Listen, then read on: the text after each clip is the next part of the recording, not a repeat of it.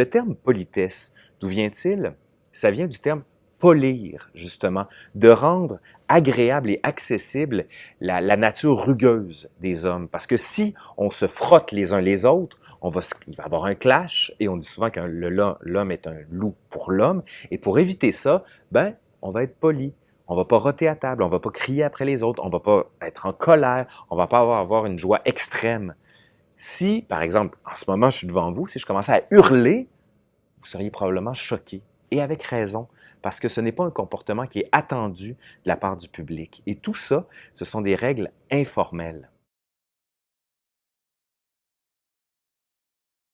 L'idée de travailler sur l'histoire de la politesse est très simple. Au Québec, on a toujours l'impression qu'on est impoli, qu'on n'a pas de codes sociaux, qu'on n'a pas d'étiquette. C'est complètement faux. Regardez juste un exemple. À Montréal, quand les gens veulent prendre l'autobus, ils font la file.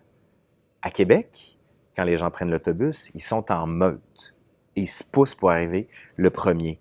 Donc, il y a des normes, il y a des codes, ça existe. Quand on est à table, la manière de tenir son couteau, sa fourchette, la manière dont on va s'adresser aux gens, tout ça, c'est codé. Le but de l'histoire de la politesse, c'est de comprendre comment cette construction sociale est venue changer les mœurs pour ce qu'on a appelé les civilisés. La manière dont on se tient à table, la manière dont on va tenir la fourchette, la manière dont on va s'essuyer avec une serviette. Est-ce qu'on rote? Est-ce qu'on pète à table? Avant, oui, on le faisait. Eh bien, une littérature qui a permis de le codifier, c'est ce qu'on a appelé les guides de civilité. Un des premiers, c'est Erasme, en 1530, qui explique aux jeunes, voici comment vous allez vous comporter dans l'espace social. Parce que le corps, c'est en quelque sorte, comment dire, le corps permet de révéler l'intérieur de la personne. Si vous vous tenez bien, si vous avez une contenance, ça veut dire que vous allez avoir une élégance d'esprit. Et tout ça va transformer les codes et les normes sociales à travers le temps. C'est ce qu'on a appelé la civilisation des mœurs.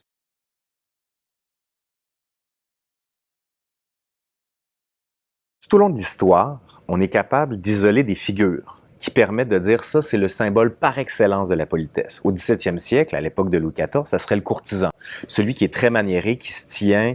Au 19e siècle, ça serait le dandy, par exemple, celui un peu à la Oscar Wilde, qui justement est très élégant, qui se présente d'une certaine manière, qui comprend les codes de civilité.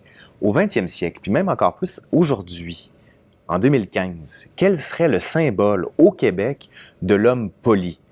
Est-ce que ça serait l'homme politique? Absolument pas. Parce qu'on le sait, si on regarde les Régis Labaume, les Denis Coderre, les Jean Tremblay, la plupart du temps, ils vont utiliser un langage populaire, vulgaire, voire ordurier, pour s'attirer l'intérêt de leurs électeurs. Donc, peut-être faudrait regarder l'inverse de la figure de la politesse, et c'est la figure de l'impolitesse. Et la figure de l'impolitesse parfaite, selon moi, c'est le douchebag. Un gars qui traite les femmes un peu comme n'importe quoi, qui est imbu de lui-même, qui regarde seulement sa personne, qui n'a rien à faire des autres, qui est dans le m'as-tu vu, qui dépense pour sa voiture. Le douchebag, c'est l'inverse de ce qu'on veut.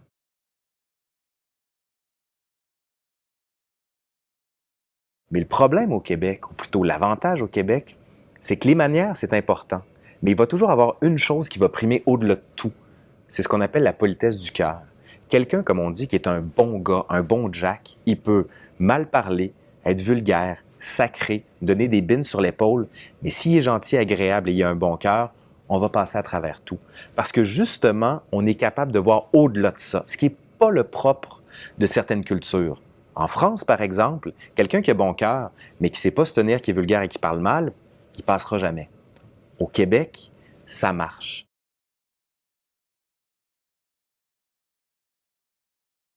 C'est tout le problème qu'on a avec la politesse, on n'arrive pas à le définir. Et tous les gens qui disent « les jeunes sont plus polis, les jeunes n'ont plus de savoir-vivre », c'est qu'on ne sait pas ce que c'est que le savoir-vivre. On pense que c'est de la distinction sociale. On pense que c'est justement que tout le monde s'élève au-dessus de la masse. C'est pas vrai. La politesse, c'est ce qui nous permet de vivre ensemble. C'est aussi simple que ça. C'est pas nécessairement savoir tenir sa fourchette très bien, mais savoir respecter l'autre. C'est aussi simple que ça. La politesse, c'est la contenance de soi pour ne pas heurter les autres. Et quelle est l'histoire de cette contenance de soi pour ne pas heurter les autres à travers le temps, ben, c'est le livre qu'on a fait.